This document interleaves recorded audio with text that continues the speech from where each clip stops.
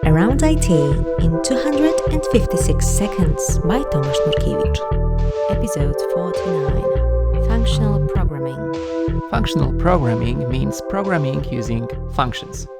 See, I need much less than 256 seconds for that. Unfortunately, this definition is as useful as saying that object-oriented programming means programming with objects. So let's dive deeper. First of all, I mean pure functions as defined by mathematicians. In math, a function always returns the same output for a given input. A length of a string is a function. A form validator is typically a function as well. For the same form inputs, it always returns the same result, valid or invalid. On the other hand, returning the current date for a given location is not a function, or reading a file. There is another important distinction of what is a function. It can't have visible side effects. For example, registering a user saves that user to the database. First of all, storing the same user for the second time may fail or return a different ID. In both cases, the same input produces different output. But there is one more subtle violation.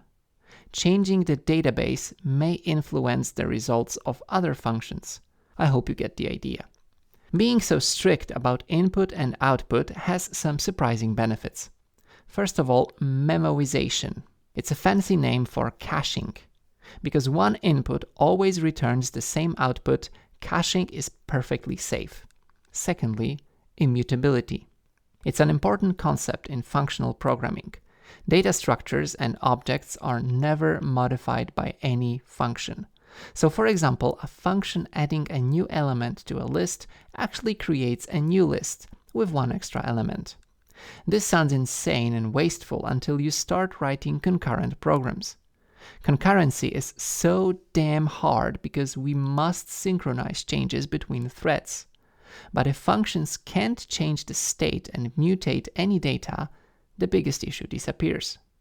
Moreover, if input of one function is not dependent on the output of another function, we can run them concurrently, or even rearrange to better utilize resources. By definition, it won't change the outcome of the program. That's why functional programming is gaining popularity when building scalable systems. Okay, I barely scratched the surface of functional programming so far. Another important concept is higher order functions. Such a function can take functions as arguments or return functions as a result. This sounds like an inception, but it's actually quite useful.